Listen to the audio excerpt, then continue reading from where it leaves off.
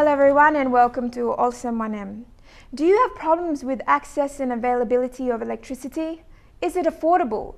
You might have access to electricity, but if you don't get 24/7 reliability, it can impede on predicting and planning your economic and living activities on a day-to-day basis. In this edition, we feature people's views on electricity, as well as an insight to the PNG electricity industry policy.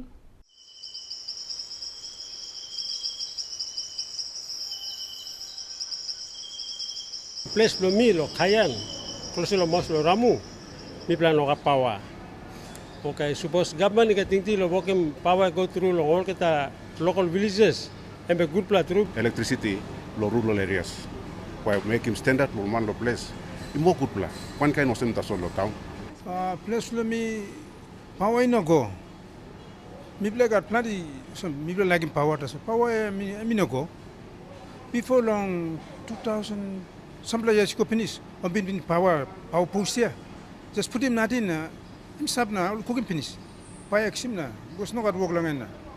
No got power go. Now me wait na. Money. We got lo town. Me play two lo place. Me play got lo. And so me play watch him TV. Me play watch him all CD. Me play charge him all phone. Me play got all. Me play got all computer. Me play using all computer two lo place. Me play can use implant something inside lo school. Kind of some computer, Arab something type him, or paper blah make him all get something go easy. The Buang Rural Electrification Project is the brainchild of Bulolo MP Sam Basil. My plan for the Bulolo district is one day to become the power garden, also for a power garden for this country and Morobe province and also the district. Over 80% of Papua New Guineans live in highly remote rural areas with little or no connection at all to electricity. However, lack of electricity is not only a rural phenomenon in PNG. About 30% of the urban population do not have electricity. Mipla stable in 15 years, Mipla stable this block. Sla block mi bla stap nogat wara blo mi bla nogat light blo mi bla. How mi bla stap ya mi bla stap la hard life straight. Asa mi bla la kisim lilik wara wara otok wara ino kam. Na light tu mi bla la kisim light ino kam. Na mi ga tripla piginini. Asa all piginini all ba study na all ba school good na all ba kisim sambla kain sawe ya nogat light. Osena mi pla now mi pla stap ya mi pla stap la hard life straight all pignini blomi all no kissing sawe good. Pasti me misa stalo for my long salim boy dagalo street and tablo for my lo garden city. Misa market now and boy and ben mi stap la house blomi no ga power same time tu no ga wara and mixing time. How long ba pigni blomi ba go lo school na ba si baspe na ba go na mi no wara lo ba mi was clothes blame na ba go lo school. Na pini blomi time no ga wara na no ga Wanem sa stop la house na uniform de titu sa les lo werim na sa go lo school na sa na no sa go lo school na sa stop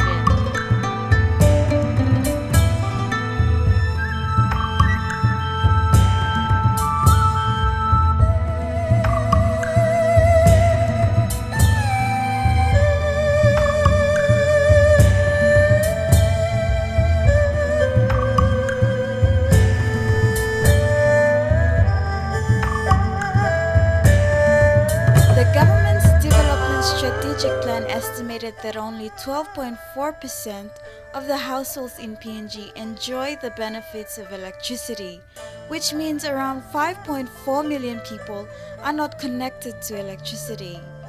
And of course, the government identifies increasing electricity access as an important element. This is highlighted under the Infrastructure and Service Delivery pillar in the Vision 2050. In certain parts of the country, I move away from the monopoly situation that PNG Power is now enjoying, and it will revolutionize the industry. And electricity is a key enabler of economic growth, not only growth but development. There are many communities in the rural sectors whose lives will be transformed once they have access to electricity.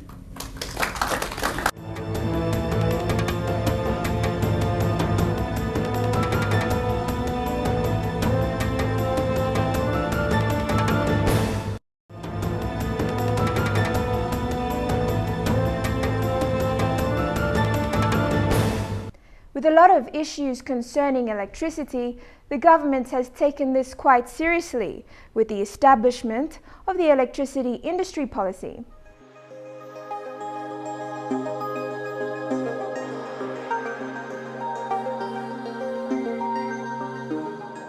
In December 2011, the government came up with the electricity industry policy.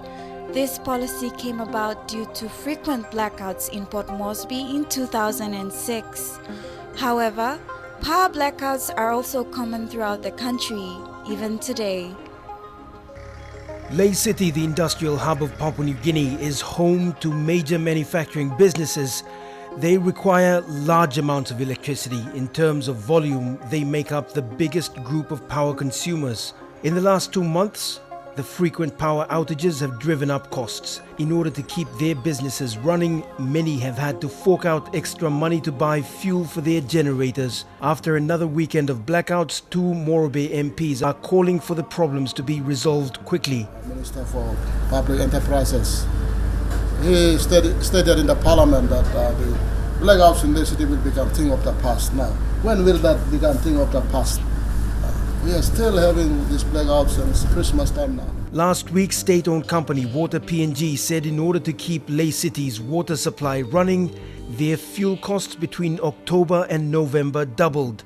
18,000 kina in October, 36,000 kina in November, all due to frequent blackouts. Unofficially, another state-owned company in Lae, Telecom, spends on average between 10 to 15,000 kina a month on backup power. When blackouts become more frequent, their costs also go up. Long-term costs of generator maintenance is another factor they also have to consider. The weekend's blackouts have caused the governor, Kelly Naru, to reiterate his earlier calls for what he sees as incompetence to be penalized. PNG Power should be committed to providing an efficient, sufficient and consistent supply of power to all of us. And that is their number one community obligation, and they have failed terribly. The State Enterprises Minister Ben Micah says Lae's power woes will be resolved soon. A biomass generation facility is being developed that should ease the pressure on supply. But until that happens, outages are expected to continue. The electricity industry policy aims to improve access, availability and affordability of electricity. We must deliver services to people, whether it's a petroleum, non-fossil or electricity or energy. We must deliver basic services to the people.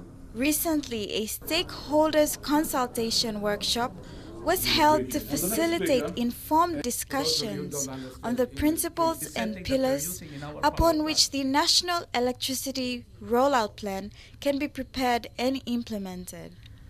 In that electricity policy, it proposes a rollout plan for access to electricity that will guide the implementation of programs and projects towards achieving the target that we have set in the PNG DSP to ensuring that 70% of households have access to electricity. This means that this is a huge challenge for Papua New Guinea because we know that at this point in time the energy sector is underdeveloped. So the target that we have set is a huge challenge for the government for PNG as a whole to try and ensure that we have a plan in place to achieve this target, to ensure that the majority of our people have access to electricity, not only in the urban centers, but in the rural areas of our country where the majority of Papua New Guineans live.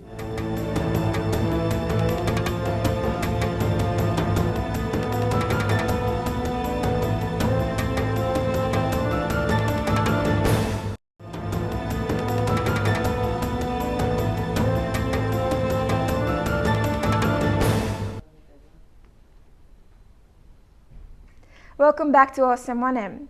With the electricity industry policy in place, the real challenge is now the implementation of these policies. The question is, how will the government implement this policy?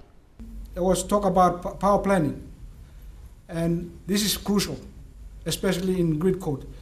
Plan for generating transmission and distribution of power. There's a certain requirement that you need to fulfill. And it's all, I didn't want to go through it because it's more technical than, that means the final verdict is that there is sufficient power to meet the demand. That's important. And we have, the regulator will eventually evaluate and then make recommendations to the EMC. EMC, by the way, is the Electricity Management Committee that is the overarching body for the electricity sector in the country. Anything that comes to, it has to go through this committee. And the power development plans must be developed to meet the technical and performance standards as specified in the grid codes. There's so many standards there. So with the technical assistance from the World Bank, the ICCC has developed a third-party access code to allow for private investment in the electricity industry. With the involvement of private investment in generating power, this will enable the reliability and affordability of electricity. However, the third-party access code will be implemented through a set of technical rules known as the grid code. And the power quality standards, as I mentioned, the voltage and the frequency are to be maintained at the international level. I mean Australia, in this part of the world is Australia and New Zealand standards. Also, we need reliability. That means whatever facilities in transmission, generation, distribution must be maintained at the optimum level. That's what we're trying to get the grid code into. I think Papua New Guinea has done the right things to put the policy in place to start putting these building blocks in place. And we need to, all the people in this room, the stakeholders, community organizations, I would say even churches that have tremendous influence over communities, all need to come together to use these building blocks in a way that we are able to implement it over the next 10-15 years, stay with the program, and create the results that we all want to see, so that aspirations of the people in terms of electricity are met.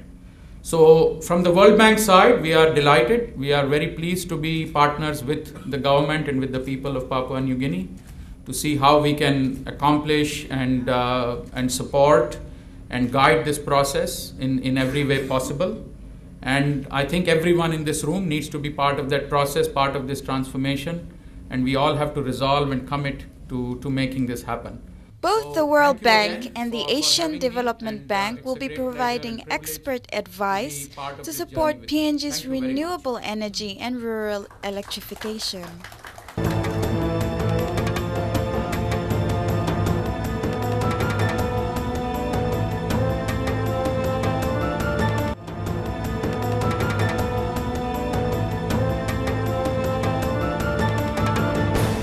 Welcome back.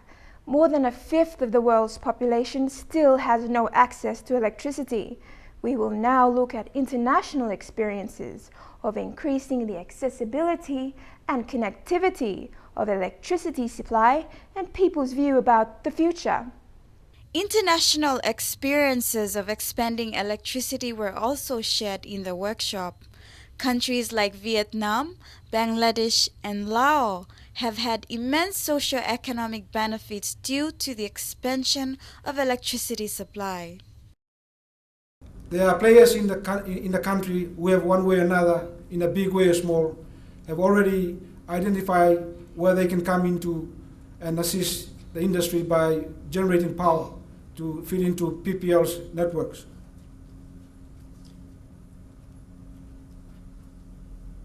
And this will go on for a while until such time that the market development takes place, where we can look at another sector in the industry, so that maybe we could look at distribution instead of transmission.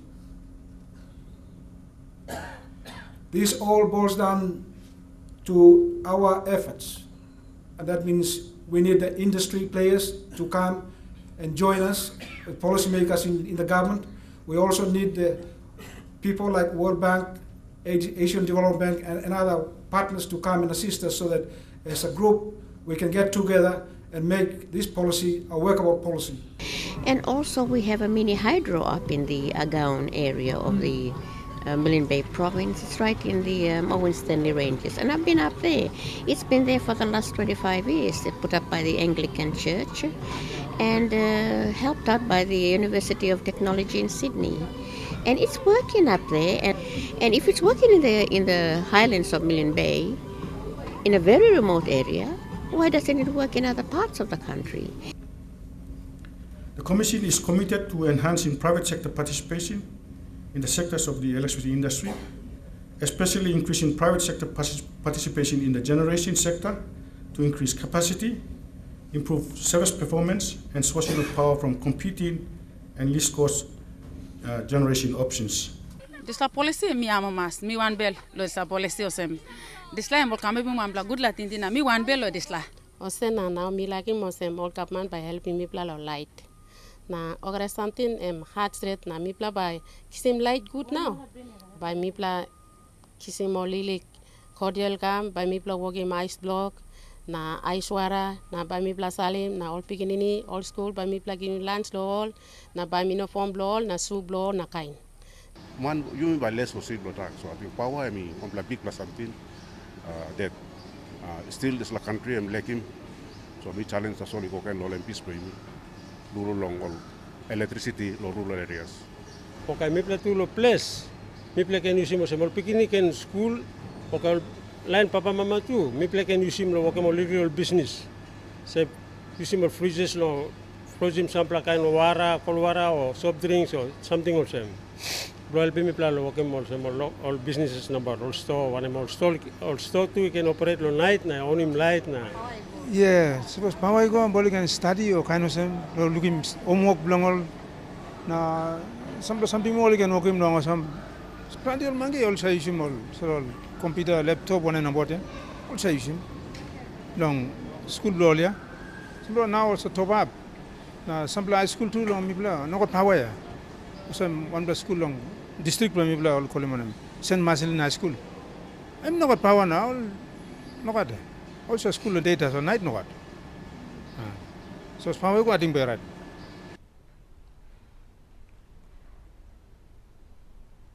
And that's all we have time for. Thank you to everyone who participated by giving their views and insight on electricity. Olsem Wanem will continue to follow this issue, and we encourage you to keep us up to date with any of your issues by contacting us via the address on your screen or visit us on our Facebook page. On your next edition, we bring you a Christmas special where we give you highlights of this festive season. Until then, enjoy the rest of your viewing on your #1 station, MTV.